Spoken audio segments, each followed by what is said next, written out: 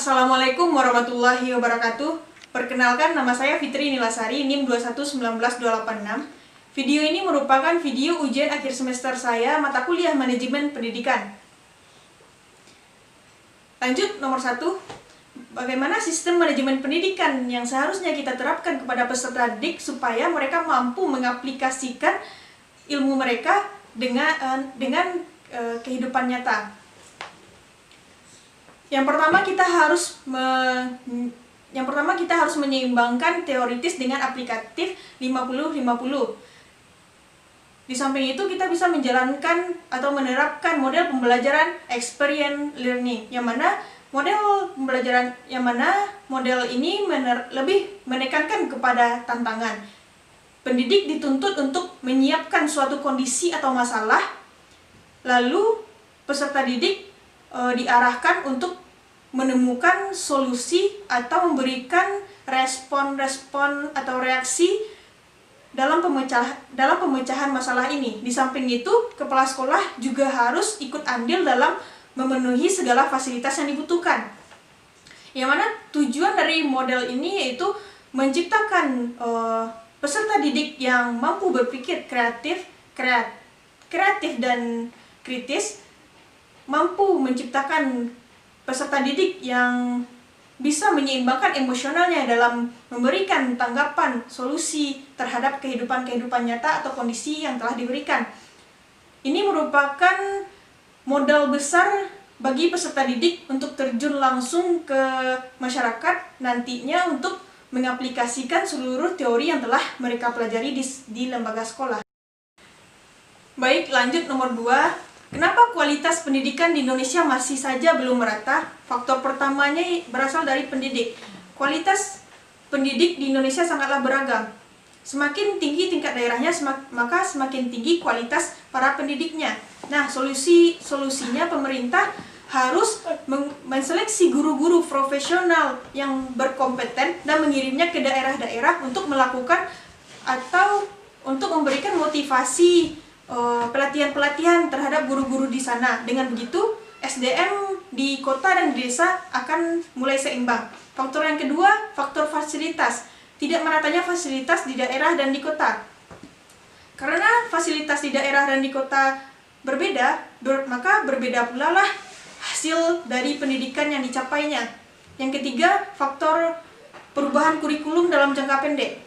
Yang mana untuk beradaptasi dengan satu kurikulum saja kita membutuhkan waktu yang sangat lama. Setelah kita menjalankannya, lalu datang pula perubahan yang baru.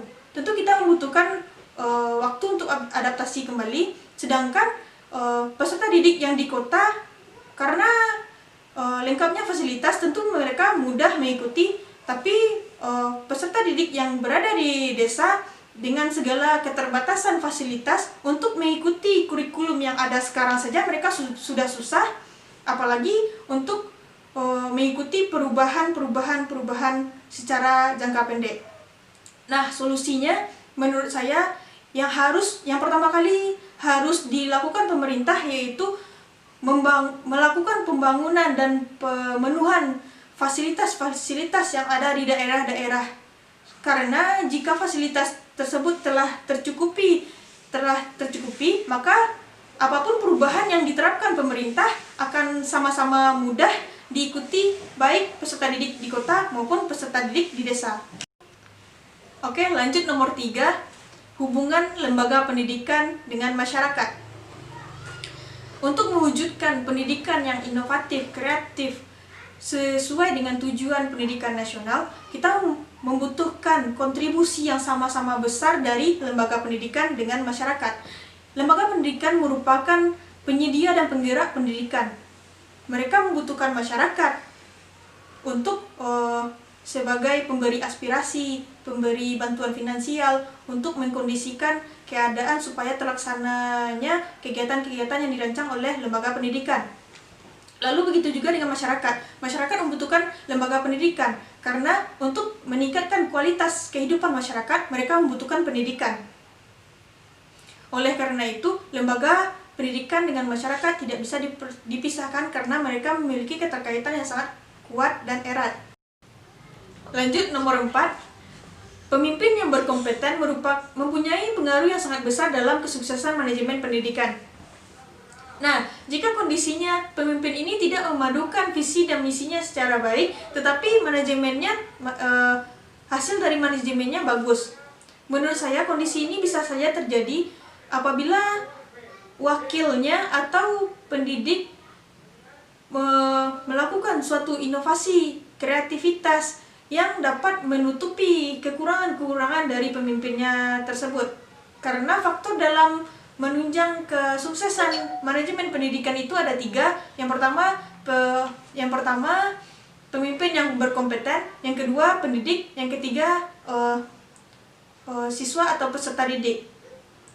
Jika pendidiknya memiliki kekreatifan yang sangat luar biasa dan inovatif, maka dapat diyakini peserta didiknya lebih baik daripada peserta didik yang lainnya. Oleh karena itu, ini merupakan faktor penunjang kesuksesan manajemen pendidikan yang terjadi di dalam lembaga itu. Oleh karena itu, manajemennya tetap bagus-bagus saja. Tetapi manajemen yang seperti ini tidak akan mencapai hasil yang maksimal. Sebaik-baik manajemen yang tidak seimbang seperti ini hanya akan mampu mencapai standar atau manajemen yang bagus saja. Karena dalam suatu manajemen, seluruh faktor dan komponen seperti pemimpin yang berkompeten, pendidik, peserta didik harus sama-sama berkontribusi, harus seimbang dalam melakukan tugas-tugasnya. Baik, lanjut nomor 5. Bagaimana caranya supaya pendidikan kita mampu bersaing walaupun dalam masa pandemi COVID-19 ini? Masa pandemi ini menuntut kita melakukan pembelajaran dengan cara daring. Walaupun kita dihambat oleh keterbatasan kuota, jaringan, dan lain-lain sebagainya. Banyak mahasiswa dan siswa yang terkendala sinyal. Sebenarnya pemerintah telah memberikan subsidi kuota belajar kepada kita semua, tetapi karena kondisi yang tidak memungkinkan bagi sebagian besar pelajar yang tidak memiliki sinyal yang baik, itu menurunkan semangat belajar mereka. Terlebih lagi, referensi-referensi harus dicari dari web-web online karena banyaknya perpustakaan yang ditutup karena COVID-19 ini. Nah, dengan begitu kita harus menghadirkan solusi yang dapat diterima dan dirasakan oleh semua peserta didik, setidaknya 80% peserta didik. Dan menurut saya solusi yang paling tepat itu yaitu pemerintah melakukan penyiaran edukasi di TV-TV nasional.